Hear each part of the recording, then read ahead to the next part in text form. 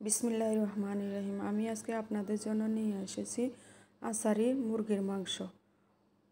এই যে আমি এখানে হলুদ মরিচ লবণ দিয়ে মুরগিটাকে ভেজে নিচ্ছি। এটা যেহেতু ফার্মের মুরগি এই জন্য আমি ভেজে নিচ্ছি। আপনারা পাকিস্তানি মুরগি হলে ভাজার দরকার নেই। আমি এখানে হাঁড়িতে পরিমাণ মতো সয়াবিন তেল দিয়ে দিব এলাচি, দারচিনি, তেজপাতা, গোলমরিচ, লবঙ্গ, একটা স্টার মশলা আর একটা কালো এলাচ দিয়ে আমি এটাকে 2 থেকে 3 মিনিট নাড়াচাড়া করে দিয়ে দিব কয়েকটা রসুনের কোষটা দিয়েও আমি 2 থেকে 3 মিনিট নাড়াচাড়া করে এখন দিয়ে দিব একটা টমেটো কুচি।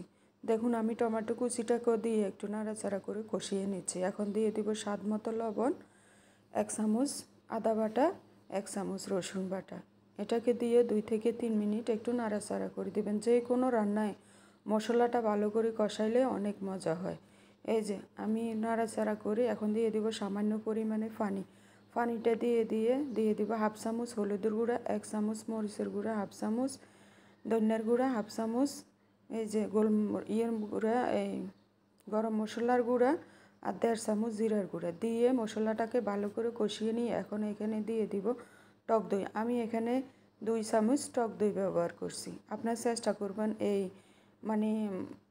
আষাঢ়ি মুরগিটাতে টক দই ব্যবহার করার জন্য। টক দইটা দিয়ে আমি মশলাটাকে ঢাকনা দিয়ে ভালো করে কষিয়ে নিব। এখন দিয়ে দিব আমি এখানে তেঁতুলের টক। এই যে আমি এখানে 2-3 পিস তেঁতুল ভিজে রেখে টকটা চিপে দিয়ে দিচ্ছি। দিয়ে এখন আমি ভালো করে এই মশলাটা কষিয়ে নিব। এখান দিয়ে দিব 2 চামচ চিনিটা দিলে টকের পরিমাণটা একটু কম হবে, মুরগিটা অনেক মজা হবে। এখন চিনিটা দিয়ে 3 থেকে 4 মিনিট আমি মশলাটাকে ভালো করে কষিয়ে নিয়ে এখন দিয়ে দিব আমি আগে থেকে ভেজে রাখা মুরগিগুলো। আপনারা বাসায় একবার হলেও ট্রাই করবেন। আমরা আষাঢ়ির মাংস দেখছি, আষাঢ়ি বেগুন খাইছি, আষাঢ়ি করলা খাইলাম, ওই দিন করলা করে দেখাইলাম। আমি আজকে ভাবলাম যে আষাঢ়ি মুরগিটা করে দেখি।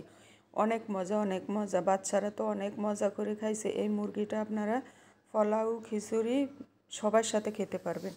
এই যে মুরগিটা ভালো করে কষানি হয়ে গেলে এখন আমি এখানে দিয়ে দিব পেঁয়াজ।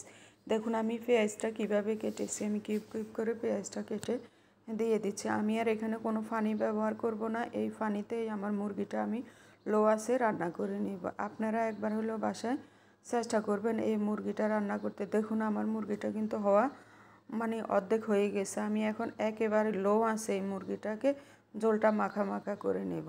অনেক মজা। আপনারা কে কোথায় থেকে আমার ভিডিওটা দেখেন কমেন্ট করে জানাবেন। আর যারা ইউটিউব থেকে দেখেন ইউটিউবে সাবস্ক্রাইব করে দিবেন, যারা ফেসবুকে দেখেন ফেসবুকে ফলো করে দিবেন। এই যে আমি আপনাদের মুরগিটা উঠাই দেখাচ্ছি। এত সুন্দর কালার আসছে, এত মজা হয়েছে। আমি যে মুরগিটা ভাজি করে রান্না করছি, কালারটা এত সুন্দর হয়েছে। আপনারা একবার হলেও বাচ্চাদের বানিয়ে দেখবেন, অনেক মজা। মুরগিটা আমরা অনেকভাবে খাইছি। এভাবে একবার আষাঢ়ি মুরগি রান্না করে বাসায় খাবেন, গেস্ট স্টাইলে রান্না করে খাবেন, সবাই আপনার রান্নার ফিদা হয়ে যাবে। আসসালামু আলাইকুম।